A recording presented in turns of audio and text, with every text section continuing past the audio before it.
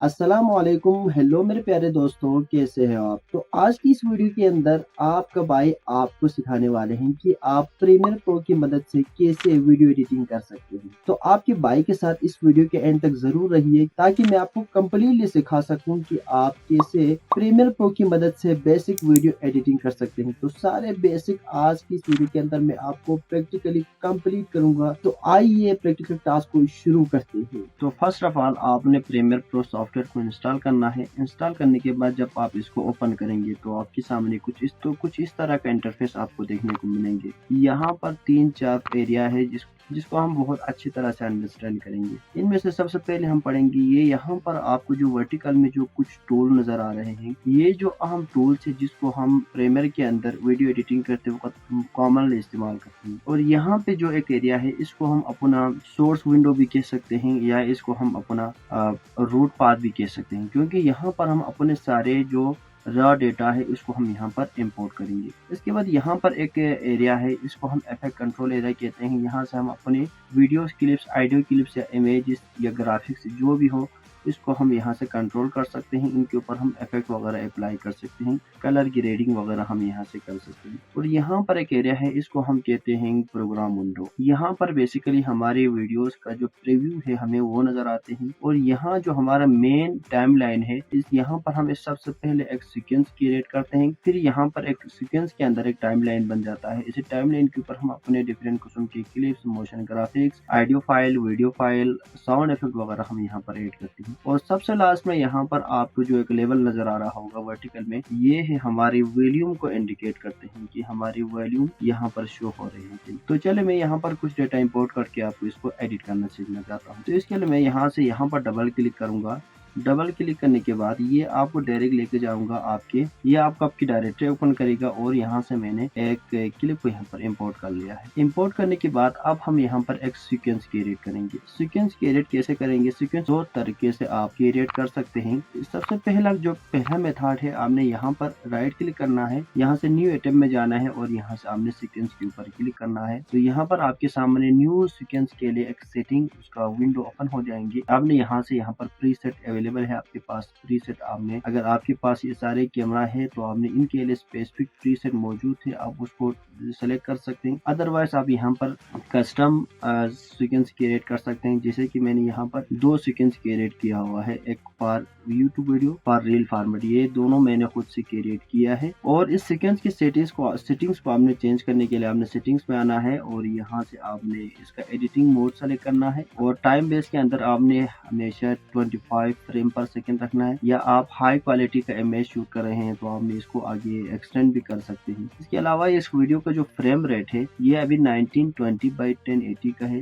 यानी जो normal video है इसी का है। आपने उसको सेलेक्ट करना है तो इसका कुछ साइज 16:9 का बन जाएंगे। और बाकी कुछ सेटिंग है, आपने इसको इस तरह कर यहाँ से ओके करना है। तो यहाँ पर आप देखो एक सीक्वेंस बनकर तैयार हो चुके हैं। तो यहाँ पर सीक्वेंस का नाम है, यही नाम आपको यहाँ पर भी देखने को मिलेंगे, यहाँ पर भी देखने को मिलेंगे। तो यहाँ पर इसी को कहते हैं सीक्वेंस। और ये कुछ यहाँ पर लेयर बन के आए हैं, इसका मतलब है ये एक टाइमलाइन सीक्वेंस के अंदर बन चुके हैं। तो अब आपका जो सीक्वेंस तो आपने क्रिएट कर लिया है। और सीक्वेंस क्रिएट करने का जो दूसरा तरीका ये है, यहाँ पर आपको ये एक न्यू आइटम का ऑप्शन देखने को मिलेंगे। आपने इसके ऊपर क्लिक करना है और फिर आपने यहाँ से सीक्वेंस के ऊपर क्लिक करना है। और तो यहाँ पर आपको ये सारी चीजें फिर वही देखने को मिलेंगी। फिर वहाँ आपने फिर इसी तरह पहले की तरीके से यहाँ पर आप सीक्वेंस क्रिएट कर सकेंगे। अभी मैंने यहाँ पर सीक्वेंस तो क्रिएट कर लिया है। अब मैं ये चाह रहा हूँ कि आप कैसे अपने इस डेटा को यहाँ पर कैसे इंपोर्ट करेंगे। रॉ डेटा को यहाँ पर टाइमलाइन के ऊपर डालने के लिए आपने जस्ट यहाँ से इसको पकड़ना है। पकड़कर आप इसको यहाँ पर टाइमलाइन की किसी भी एरिया में आप इसको फिक्स कर सकते हैं। जो ही आप इस तरह के डेटा को इंपोर्ट करेंगे तो हो सकता है आपके सामने कुछ इस तरह का वार्निंग आ जाते हैं। तो ये वार्निंग क्या होता है कि क्लिप मिक्स मैच वार्निंग। इसमें होता यह है कि जो अपना क्लिप का सीक्वेंस है और जो हमने क्रिएट किया है सीक्वेंस, यहाँ पर इन दोनों के दरमियान जो फ्रेम रेट है ये मैच नहीं कर रहे हैं, सीक्वेंस रेट मैच नहीं कर रहे हैं। तो इसलिए यहाँ पर ये वार्निंग आते हैं। आप इसको चेंज कर सकते हैं या आप इसको कीप एग्जिस्टिंग सीक्वेंस कर सकते हैं। तो जो ही आप इसे करेंगे आपके सामने वही वाला सीक्वेंस यहाँ पर क्रिएट होकर आ जाएंगे। तो यहाँ पर आप देखो तो ये मेरा एक रॉ डेटा है, इसको मैंने अभी एडिट नहीं किया है। अब मैं आपको सिखाऊंगा आपने इसको कैसे एडिट करना है। तो इस तरह की वीडियोस को एडिटिंग करने के लिए मैं फर्स्ट ऑफ ऑल का बैकग्राउंड रिमूव करता हूँ। हूँ। बैकग्राउंड रिमूव करने के लिए मैं दो तरह का अपनाता हूँ। एक तो मैं यहाँ पर एक मास्किंग क्रिएट करता हूँ। मास्क क्रिएट करने के बाद ये जो ग्रीन वाला एरिया है इसको मैं अल्ट्रा की से रिमूव करता हूँ। तो फर्स्ट ऑफ ऑल मैं ये वही करने वाला हूँ। इसके लिए आपने यहाँ से इफेक्ट कंट्रोल में आना है और यहाँ से आपने इस क्लिप को सेलेक्ट करना है। जो है आप इफेक्ट कंट्रोल में आने के बाद इस क्लिप को सेलेक्ट करेंगे तो यहाँ पर आपको बहुत सारी चीजें देखने को मिलेंगी।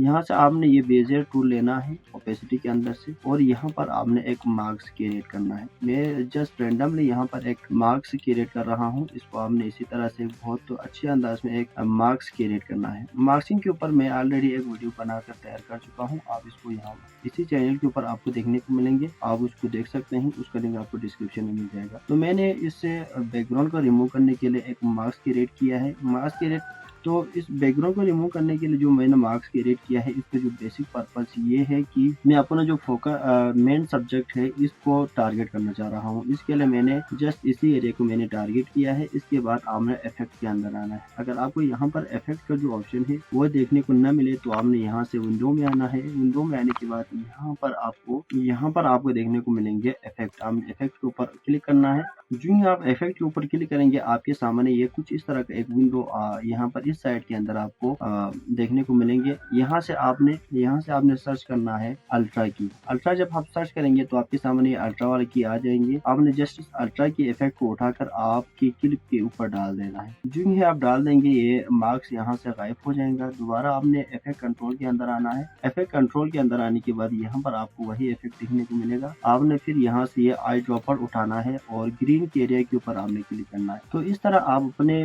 किसी भी क्लिप का first of all background remove कर सकते हैं। बैकग्राउंड रिमूव होने के बाद मैं क्या करूंगा, इस क्लिप में मौजूद जो साइलेंट पार्ट है इसको मैं रिमूव करने वाला हूँ।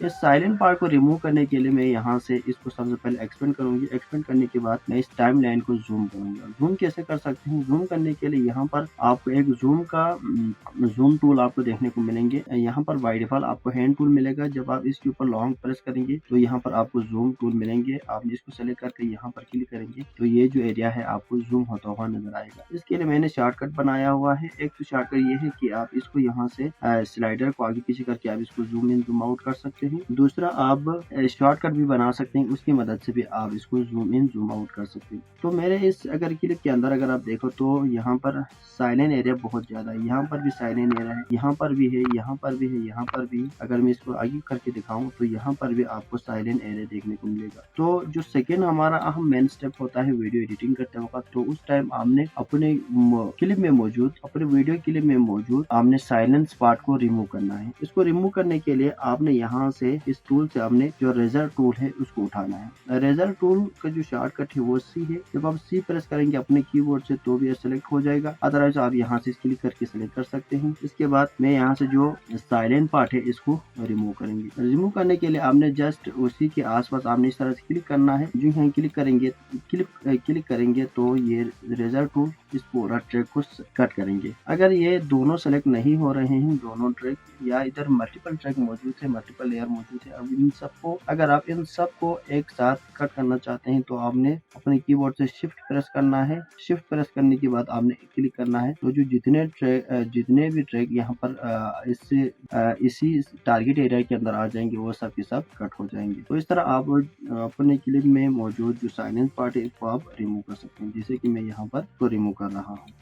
तो मैंने अपने क्लिप में मौजूद जो तमाम साइलेंट पार्ट है इसको मैंने रिमूव कर लिया है। रिमूव करने के बाद अब मैं जो साइलेंट एरिया है इसको यहाँ से मैंने रेजर टूल से कट लगाया है। अब मैं इसको सिलेक्शन टूल की मदद से सेलेक्ट करके रिमूव करना चाह रहा हूँ। तो आप इसको कैसे रिमूव कर सकते हैं। रिमूव करने के लिए आपने यहाँ से सिलेक्शन टूल उठाना है। सिलेक्शन टूल ये है। सिलेक्शन टूल का जो शॉर्टकट है वो है वी। आप वी प्रेस कर सकते हैं। वी प्रेस करेंगे तो selection tool by default select हो जाएंगे। फिर आप किसी भी क्लिप को इस तरह से सेलेक्ट कर सकते हैं। फिर आप इसको डिलीट प्रेस करके डिलीट कर सकते हैं। फिर आपने इस तरह से सिलेक्शन टूल सेलेक्ट करना है, फिर डिलीट करना है। तो अगर आप यहाँ पर देखो जो ही मैं यहाँ पर इसको डिलीट कर रहा हूँ तो इनके दरमियान स्पेसिंग आ रहे हैं। तो तो हमने स्पेस को भी रिमूव करना है। इसके लिए आपने सिलेक्शन टूल से दोबारा सेलेक्ट करके इसको इस तरह से आपने एडजस्ट कर लेना है। तो इस तरह आप सिलेक्शन टूल का इस्तेमाल कर सकते हैं और ये रेजर टूल की मदद से आप साइलेंस पार्ट के ऊपर कर लगा सकते हैं, सेपरेट कर सकते हैं क्लिप को, और आप सिलेक्शन टूल की मदद से सेलेक्ट करके शिफ्ट डिलीट दबाकर आप सारे क्लिप को एक साथ रिमूव कर सकते हैं और इस तरह कॉलेज भी कर सकते हैं। इसके लिए आपको दोबारा ये सारी चीजें मैन्युअली एक एक करके करने की जरूरत नहीं है। तो ये जो दो इंपॉर्टेंट टूल है इसको हम बहुत ज्यादा इस्तेमाल करते हैं। इसके बाद अगर आप अपने क्लिप के ऊपर टेक्स्ट वगैरह ऐड करना है तो आपने क्या करना है, यहाँ से टेक्स्ट टूल लेना है, यहाँ से आपने टाइप टूल लेना है। टाइप टूल का जो शॉर्टकट है वो टी है।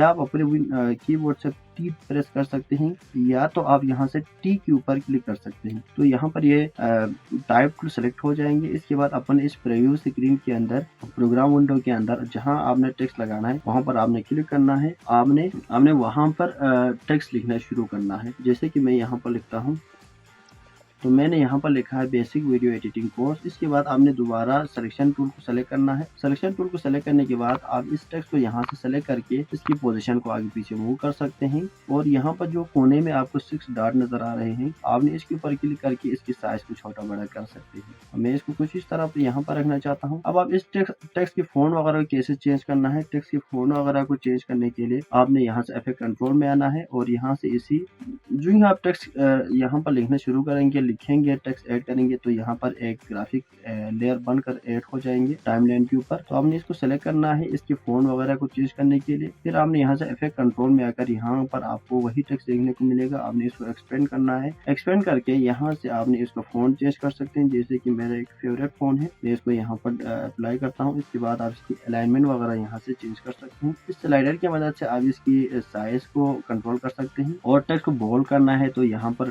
टी है और इटैलिक करना है तो यहाँ पर एक और टी है। आप इन सारी चीजों को खुद से एक्सप्लोर कर सकते हैं। इसके बाद कलर को चेंज करने के लिए यहाँ पर कलर है, मैं यहाँ पर ग्रीन कलर ऐड करना चाहता हूँ तो आप कुछ इस तरह से कलर भी ऐड कर सकते हैं।